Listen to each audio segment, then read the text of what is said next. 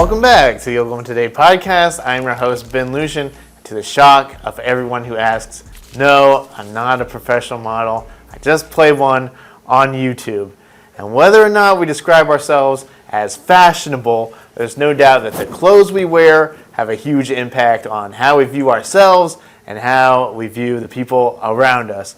And there's few people who understood that more than Oklahoma's very own trend-setting fashion icon, 1940s Western swing musician Bob Wills.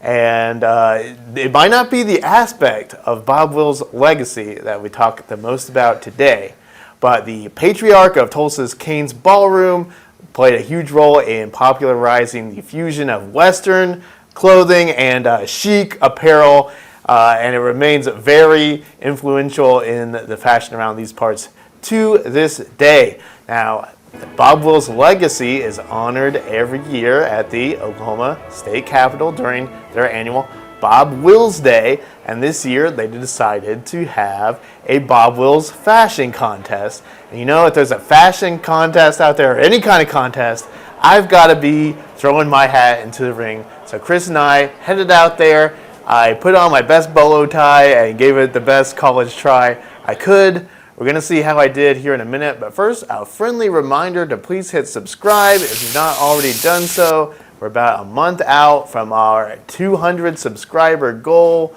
and with your help, I know we can get there. So with that said, let's go ahead and bring on our full team here. How are we all feeling today? Pretty good. Fashionable. Thanks for having us, Ben. Yeah. Welcome to Ben's Funhouse, I guess. Before we get to question of the week, does anyone have any thoughts to throw in the ring on, if you had to describe what is Oklahoma fashion, what would you say to that? Maybe there's not even one answer to that question, really. I mean, I think that the thing that comes to my mind, obviously, is the kind of cowboy Western culture. Yeah. Stockyard City, obviously, is a great place to buy boots and shirts and button-downs and things like that. Like, I don't think Oklahoma fashion is just limited to that, but I do think that, like, the rodeo is where you can see some really, really fashionable Oklahomans. That's true. A lot of that is very normalized here, whereas in other parts of the country, it's not really as normal to wear some of the Western style clothing. That's true. That's true. I feel like every guy in Oklahoma, or at least most guys in Oklahoma, have at least one pair of cowboy boots, right? Yeah, It's not probably true a everywhere. cowboy hat, maybe, if they're cool enough. Maybe. I'm definitely not cool enough to. Well, we have some excellent hatters in That's Oklahoma. true. Some world-renowned. Some Mad Hatters? You could call them that. I mean, they're mad as in awesome. Yes. But yeah, Shorty's Cowboy Hattery. People come from all over the country incredible. to get custom hats for people. Yeah, so. absolutely. I think a lot of the clothing tends towards more of the summery, like cooler side than. Obviously, we don't have the big winters that some other places do. Yeah. So with that said, I guess we can go ahead and move on to our question of the week, which is very straightforward. Is what is your fashion style? And I know we've got a great fashionable panel here to answer just such a question. Editor-in-Chief Nathan Gunner, do you want to start us off with what is your fashion style? Carolina beach clown. I don't know. I don't know. I've been racking my brain about this ever since you asked, and it's a really hard question to answer. Instagram is in there somewhere because like this shirt came from Instagram and these shoes came from Instagram, and half the time when people ask me where I got some item of clothing, the answer is Instagram. But I worked at Harold's for a year. If anybody remembers Harold's, it was an upscale men's clothing store that started in the 40s in Oklahoma, in Norman, and was on Campus Corner forever, and I worked there. And I learned a lot there about just classic men's fashion. You know, the like blazers and slacks, how to fit a suit, all that kind of stuff, how to tuck a shirt, all that. Like, I learned a lot of that from a guy named Stephen Giles, who still has a clothing store here in Oklahoma City. Go visit him. He's not sponsoring the show. So I like a lot of that. I don't want to say classic, but I like it when something is timeless. Yeah. Do you know what I mean? Like, I'm not big about, I never have been big into like trends of the moment, but I really like when something is just something you can always wear and kind of pull off. Yes, the thing about trends is that eventually they stop trending, you know? Yeah, even looking back at like high school and like, because I went to high school in the 90s and the clothes just had no shape, everything was baggy. Yeah. And I look back and just think, well, like, Yes. you can't see anyone under any of that, you know? Right, yeah. Yeah, that's a very good point, and everyone has those high school fashion memories. Yeah.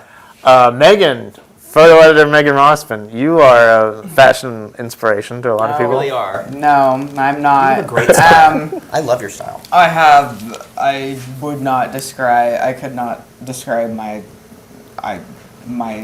What was the question? What is your fashion? How would you describe your fashion style? Do you have a fashion yeah. icon? No, I don't. I don't know. Women's clothing is particularly hard unless you spend a decent amount of money. A lot of women's clothing seems to be designed by like really low functioning AI or something. It's like, why would you put a pocket there? You know, why? Yes. There are things that just make no sense about it, and it enrages me. Just affordable fast fashion for women is really lacking and needs to be addressed by something that is not a robot, preferably a woman. Maybe a few women like could Imagine that. do something about these horrible clownish clothes that I see. Anyway, I'm going to stop talking about this now. Preach. I don't have a specific sense of fashion, so. I think you have an excellent personal style. Oh though. well, you really thank do. you. Like Yes. it's simple, it's elegant, it's again timeless. Like I don't know, I think you dress great. Thank you. Yes. Excellent taste.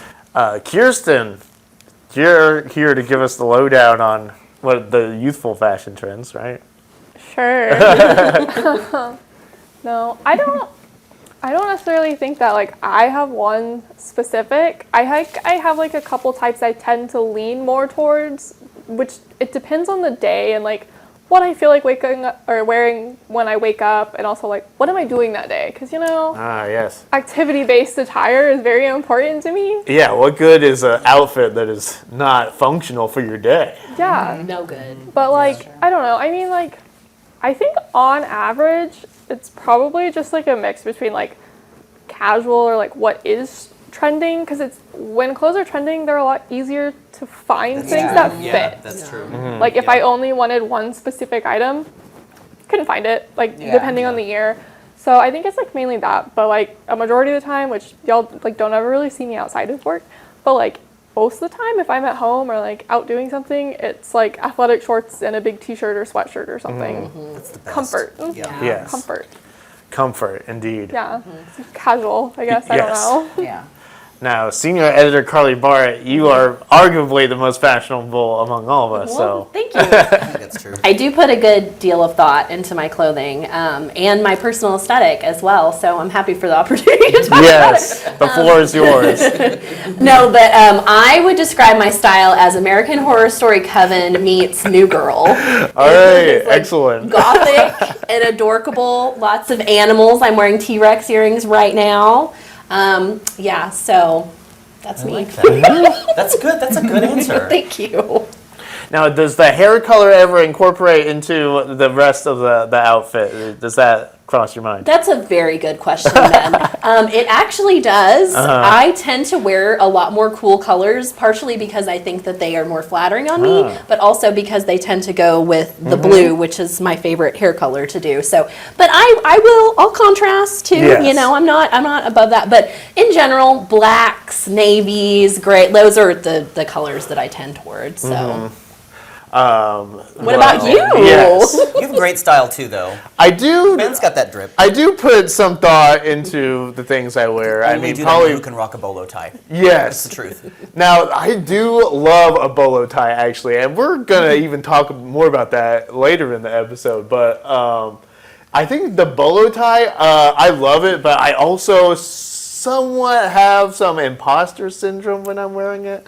Just because I'm like, I like the Western look, and I like a Western shirt, and the bolo tie, I think, is such a great like hack for like taking your fit up to the next level.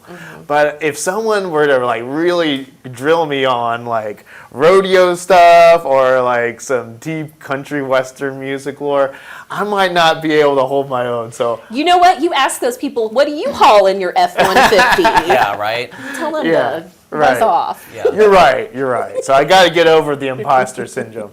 I think at my closet, there's a lot of like band T-shirts, honestly. I think so that fits a lot of my style, but as I'm getting older, I'm trying more for like kind of just solid colors, like Nate said earlier, some stuff that's a little more timeless, you know.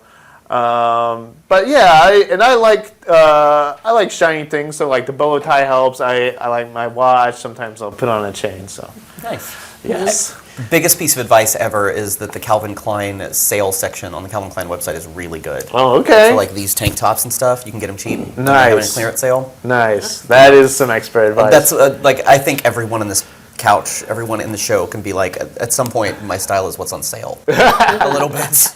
Absolutely. 100%, That yes. definitely factors into We're my journalists, so we love a sale. We're state employee journalists, in point of fact. What about Yeah. Chris? What do you say? Early homeless, I think.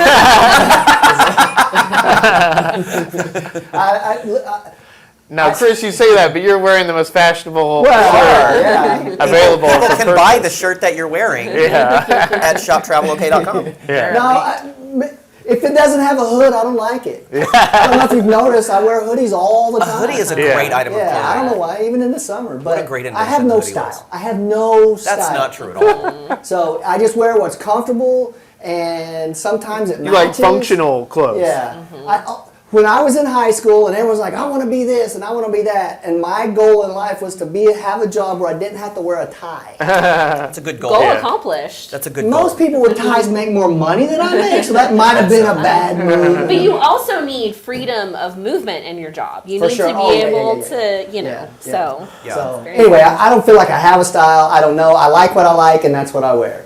You know, and I mean, we are living the kind of the Western world, so I have a lot of cowboy clothes. Yeah. You know, boots and hats and those types of things. But I feel like in Oklahoma, like I'm thinking about the Stewart Ranch, the Feast at Stewart Ranch that Sure. we went to. You know, I feel like in Oklahoma, you kind of always have to be ready to roll on that level a little bit. Like you always have to be ready to roll with kind of the upscale Western something. right, and going back to the conversation earlier, I think everybody in Oklahoma, maybe not everybody, but a lot of people have cowboy clothes or something along those lines just because it's everywhere, right? Yeah. And so I don't know. I mean, the bottom line is I have no style, and I'm cool with that. Yeah. You're great. It's laid back. Your style is very laid back. And also, but you know what? Actually, I would think your style is also like TV journalist ready to go in a moment. You know what I mean? Like you have that feeling about it feels very functional and casual and comfortable, and I like it. Good job. Does anyone have any thoughts on like local Oklahoma-based clothing retailers or boutiques to like? I have one actually. After we finish taping this, I have to finish writing next week's events blog, which you will have already read when you see this. But in it, the people at my friends who run Bizarro Clothing in Tulsa emailed me, and they're having an event on Sunday, and I'm a huge fan of him. He makes his denim from American materials. His supply chain, I think, is all American. He does it all by hand, and it's all right there at Tulsa, and it's just David Bizarro and his wife. And you guys know my crossbody bag that I have that he made. I love that thing. Yes. So they're doing a really good job. That's who comes to mind first for me. You know, Kirsten, did you have something to say? Yeah, I was just gonna say definitely like go to your local boutiques and support them because one, it's shopping small, shopping local, it's putting money back in those communities and like that's very beneficial. But also for me personally, I have like several boutiques wherever I live. I find like several boutiques and those are my go-to places because they always have more than just clothing. There's home items, there's gift items, there's anything you could probably think of. And typically when it's a smaller store like that, you know you're getting good quality out of that clothing. Yeah. Yeah. And they stay on trends, so Yeah. they're very, very fashionable. Sorry. Sorry, I'm the one interrupting you. I was just going to add to my little tirade earlier is that if you buy from small shops, it's more likely that the people that ordered those clothes, the buyers, know that they actually fit normal human women. Yeah. Yeah. Instead Right. of if you go to like these very big stores like Target, for example, where you see things and you're just like, what made that? Like, have human hands ever touched Yes. this? Also, Oklahoma City has a ton of vintage stores. That's true. They That's do. a good place. Yeah, it's a good Goodwill place to and thrift. vintage stores. Yeah. There's a lot of them. Well, I do. I have to say it's a great flex whenever I see someone who made their own clothing. I'm like, wow, that's really it's cool. And it impressive. usually looks amazing, whatever they make. All right, well, we have a great fashionable panel here. The people online were absolutely stunned by this question, I guess. They were speechless. But if you have comments on your own style, or heaven forbid, any of our styles, maybe leave them. Yeah, let's hear it. Put it in the YouTube comments. comments. Comment on our clothing. Tell us how we look. I'm okay with it. Yeah. If you don't like it, you can send us some money. Yeah, exactly. Well, we're all going to actually see how I fared in this Bob Wills fashion contest. Let's go ahead and jump right to that. Howdy, y'all. It's Bob Wills Day here at the Oklahoma State Capitol. Bob Wills and the Texas Playboys, grandfathers of Western swing music. They were national Western swing music icons during the 1930s and 40s, thanks to their daily broadcast from Tulsa's historic Cain's Ballroom on KVOO, the radio station there. They remain iconic in Oklahoma, so much so that they have this annual Bob Wills Day here at the state capitol every year. But let's throw out the music. Also, Bob Wills, a fashion icon. You see, I've got the bolo tie here today. They're having a Bob Wills fashion contest. Can I win the Bob Wills fashion contest? Probably not, but we're going to give it my best shot today. 1, 2, 3. All right, Ben, tell me what we have going on here. Tell me about your fit. Okay, well, I guess starting with the boots. These are not Western boots whatsoever. This is a faux leather ensemble I got from Ross. I think $25. So kind of, I mean, for Ross, like, that's kind of expensive, but not for Western boots in general. These right here are like sort of, I think you could say chino style pants. I believe I bought these from Target. Again, probably in the neighborhood of $20. My Western shirt here and the bolo tie. The bolo tie is the nice touch, I think. Gold, I think with some pearl inlay, but I'm not an expert. Both the shirt and the bolo tie purchased at Stockyard City in Oklahoma City. This jacket was an amazing Goodwill find. Right in my size, nice gray. The only thing, I mean, it's got the brown buttons on it, so I probably wouldn't ideally pick that for this outfit, but it still works. I think probably less than $20 at Goodwill, this jacket. So, do you think, Chris, that I have a chance in this contest? I think at this point we should not worry about what a prize is.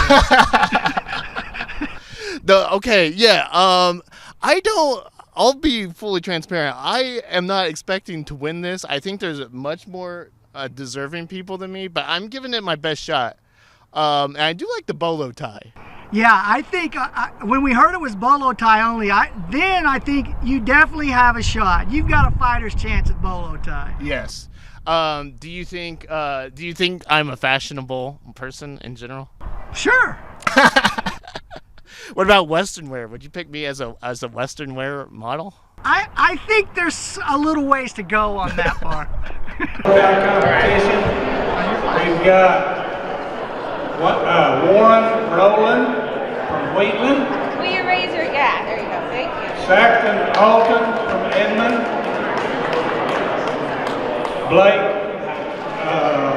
Blake Sharp from Moore, number 3. Got Doug. Huh? Who? Hooten. Doug Hooten from Edmond. He's number 4. We've got Chantry Banks, number 5, Oklahoma City. Then we've got Willeen Walker, also number 6 from Oklahoma City.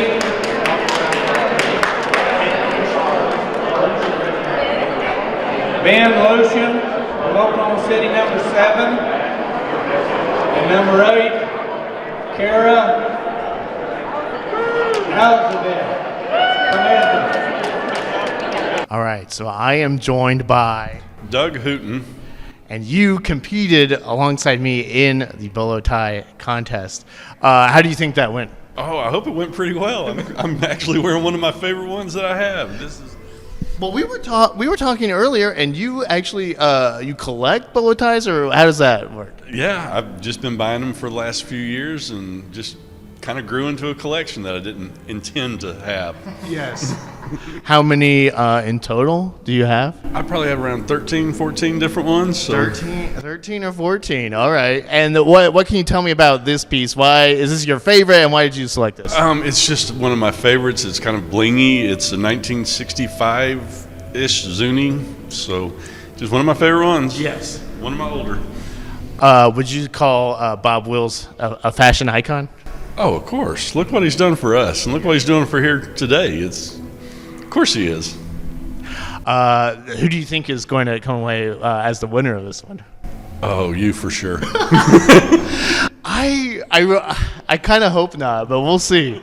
We'll see. Bragging rights only, the second place winner in the bolo bow tie contest is Doug Hooten.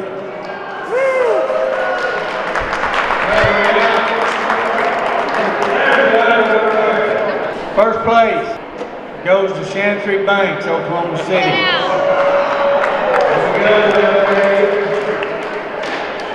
If you're going to use that gift certificate, I'm going to have to send you somewhere else. There it is right there. Good job. All right. Thank you. All right, so I am here with our friend Chantry Banks. You won the contest just now. How do you feel? I'm on top of the world. No, it's pretty exciting to win the first annual bolo tie contest here at Bob Wills Day at the Capitol. Oh, so this is going to be the first annual. Are we doing another one next year? I'm in it to win it from here on out, and I've already got one in mind for next year. So. Okay, we got multiple ones. The one you wore today is fantastic. I understand this was belonged to your grandfather? That's right. So my grandma and grandpa back home were major collectors of turquoise, and this piece here he wore for years. I've got a couple pictures of him with it on, and I inherited it when he passed on. So. Yeah, well, that's a fantastic piece. Do you have other bolo ties in store that you can bring out maybe next year? If there's another one. Oh yeah, I've got quite a selection. So yeah, but I'm not going to spill any secrets today. So. Well, I've got 1 year to prepare myself. Look up your game, please, Ben. This, I will admit, this was my best effort, which is not really. It's okay. No, it's beautiful. It's a good one. It is a good one. Yes.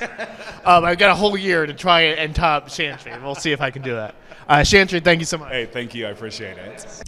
Well, Chris, I gave it my best shot, but came up a little short again.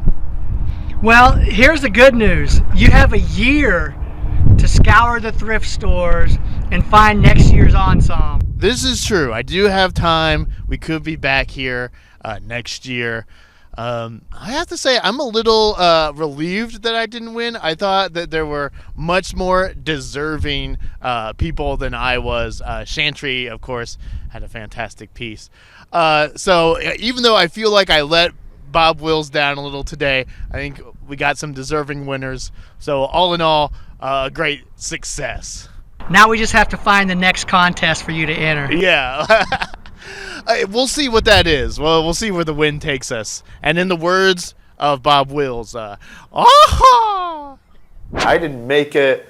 Very low effort on my end. That was not the case for my competitor colleagues. they all deserved it way more than me. So I'm so glad I did not win that. Y'all, for Ben's birthday, let's all go in and get him like the most amazing bolo ties. I do have good bolo ties. I have a huge bolo tie somewhere that I need to There you bring go. to you. There you go. Maybe it'll be my winner next year. I'm gonna laugh when like bolo ties start showing up in the mail for you here. Please do. I'll accept them.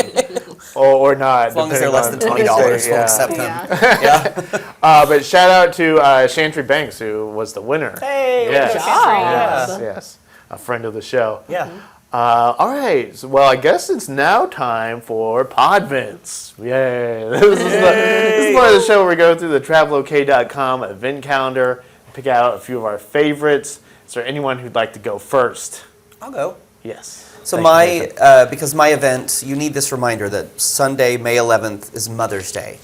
You have no excuse now Oh. to have forgotten. See? See? You have no excuse to have forgotten Mother's Day is Sunday, May 11th. And if that sentence made you go, oh, what you can do is go on the Mother's Day dessert cruise down the Oklahoma River.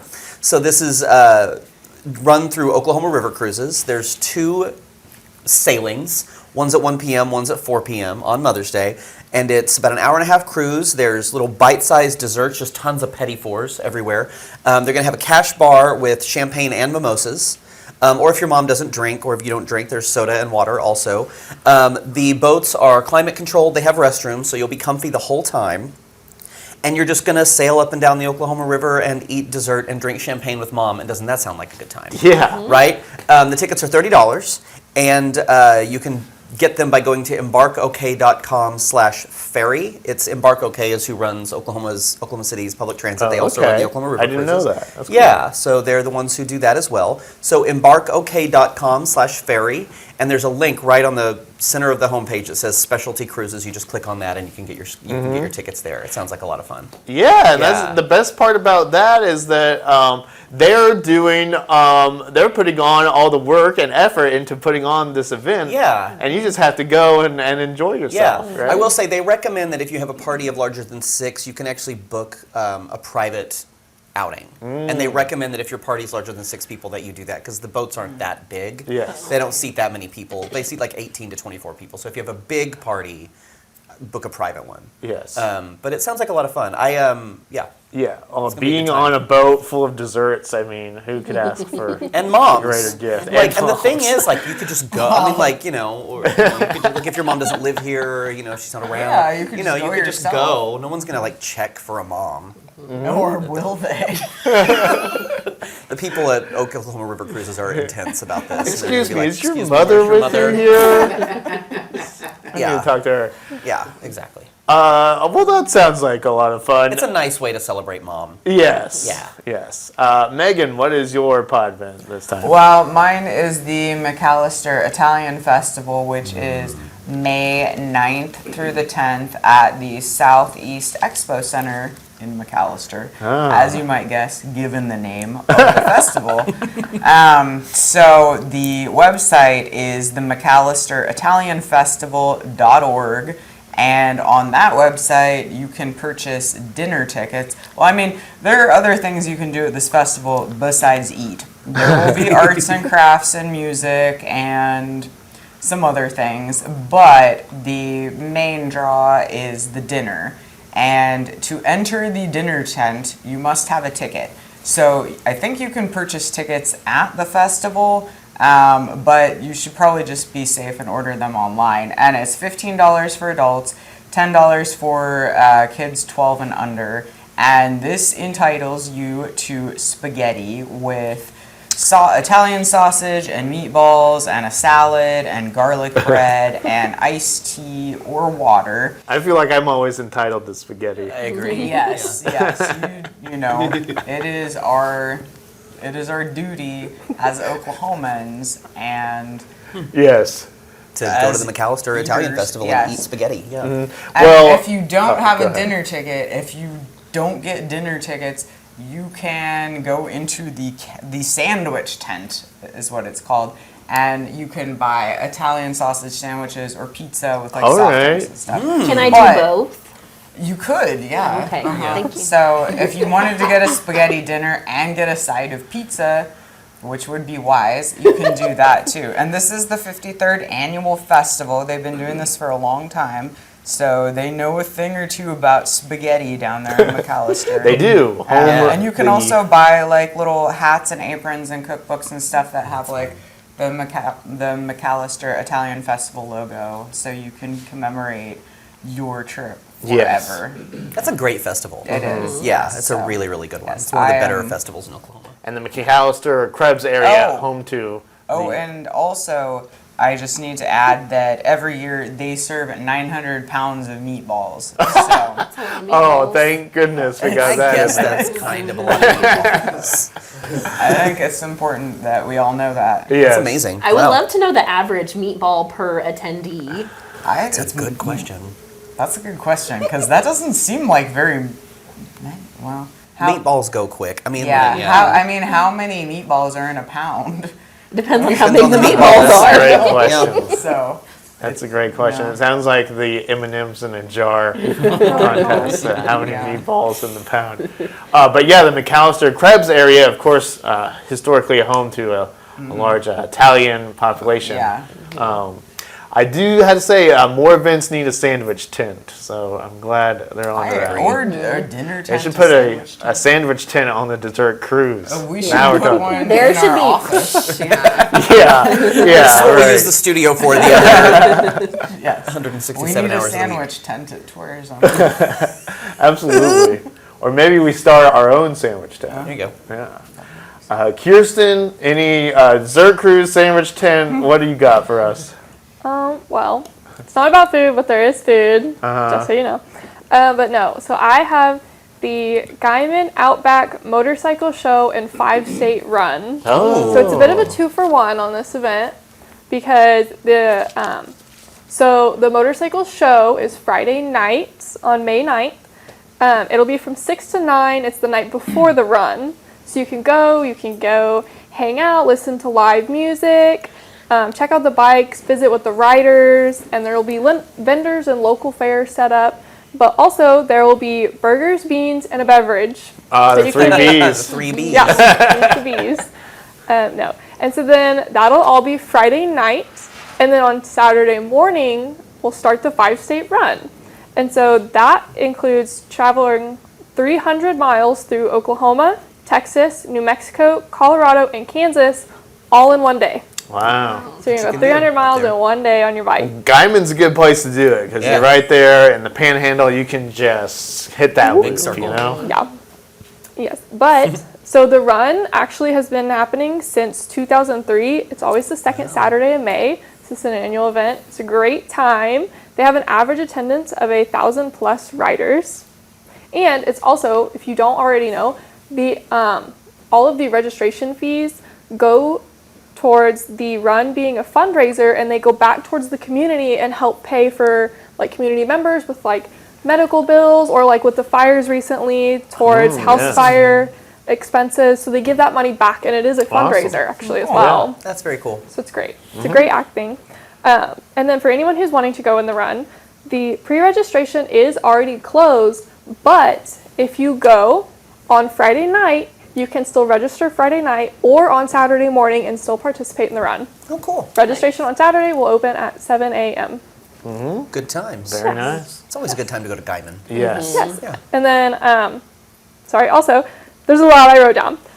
There will be a banquet and awards ceremony set to follow the run when everyone comes back in. I believe the vendors will still be set up through Saturday, so you can still hang out, peruse everything, just have fun. And then if you want more information about the Outback Motorcycle Show is at mainstreetguyman.com, and information and registration information as well. All of that will be online at 5staterun.com, and that is 5 spelled out. There you go. So. Yes. Well, finally, an answer for all those. If you've seen the posts online, these memes, they're like, it shows Oklahoma and it has the panhandle. It's like, what goes on here? Yeah. An answer to the Motorcycles. question. Yes. Motorcycles. A lot goes The on there. 500, what? How many miles? 300. 300 mile. 5 state. 5 300 states, mile 300 run, miles yes. in one day. Exactly.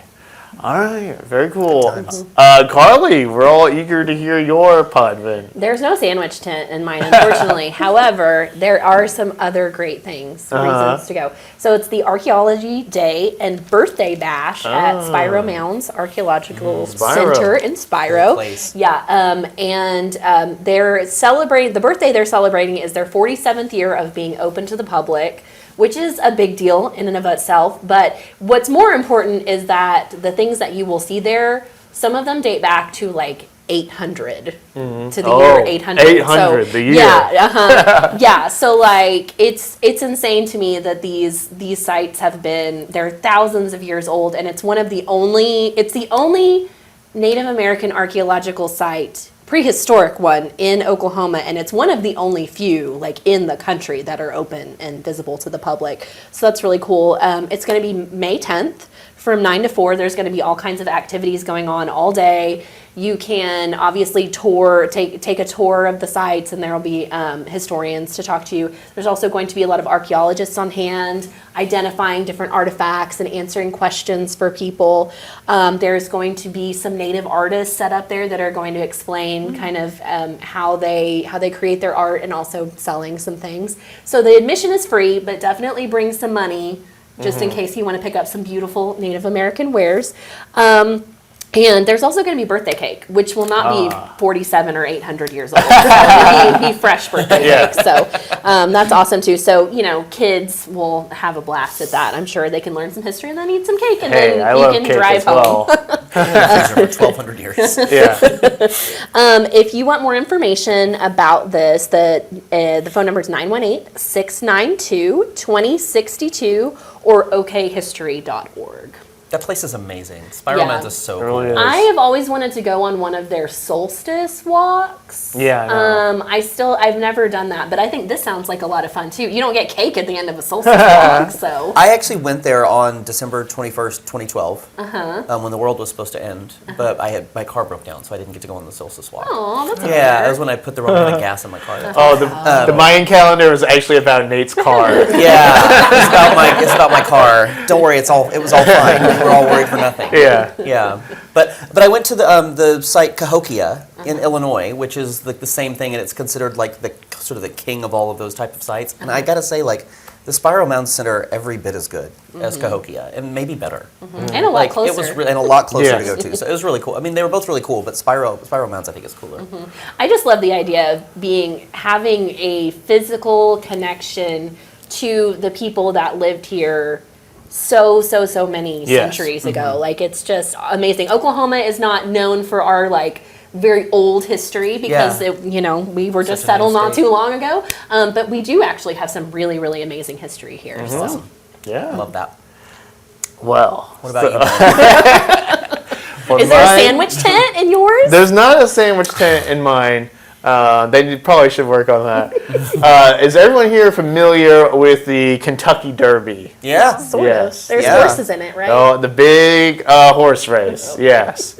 Does anyone make a point to watch the Kentucky Derby ever? Yes. No, but I look at pictures of the people's outfits who go. Same. It's like watching the Met Ball. I want to go there and drink a bunch of mint juleps. Yes, the mint juleps are very big at the Kentucky Derby as well. Park and do it. Yes. Yeah. And that's not my event, but they do have viewing parties at the Remington Park as well. So the Kentucky Derby, the real Kentucky Derby, will have already happened by the time this episode comes out. But this pod event is for all the people who watch the Kentucky Derby and they see, okay, it's a great event. I love the dressing up, the fancy hats. I love the betting on races. But could we have something that is a little less of the big thoroughbred horses outside, really serious competition, and could we have maybe something a little more fun indoors, a little more playful, and then also not in Kentucky? So this is your event. A lot of demand. I was going to say, it's a lot of qualifiers. If that is what you're thinking, then might I introduce you to the Kentucky Derby. This is Thursday, May 8th. At the Symphony Show House in Oklahoma City. Yes, a property of the Oklahoma City Philharmonic. Yes.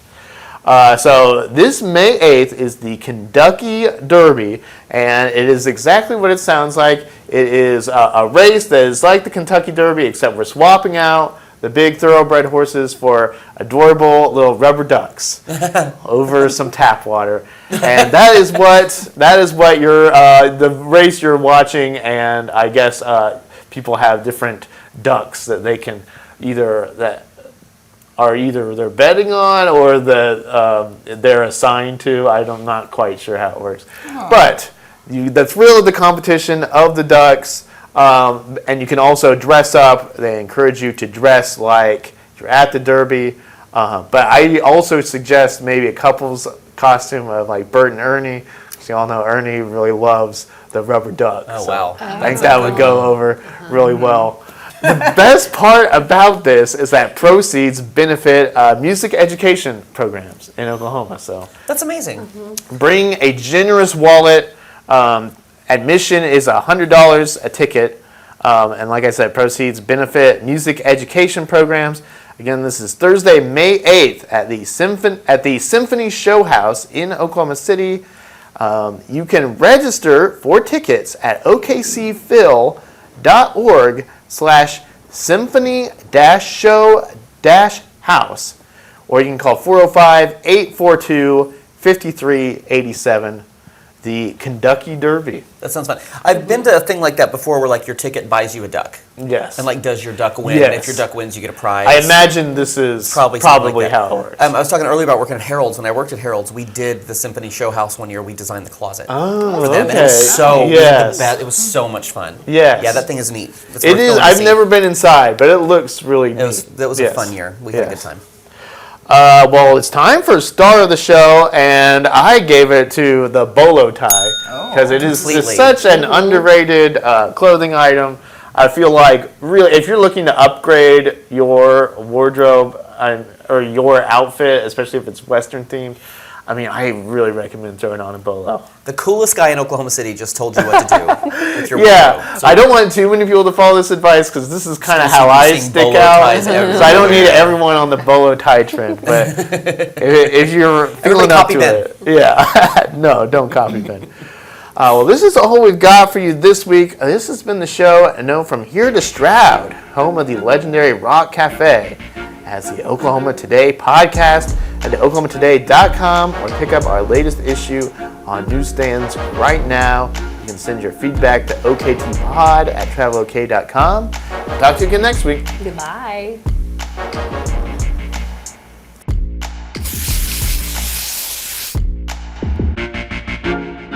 Fashionable people. work.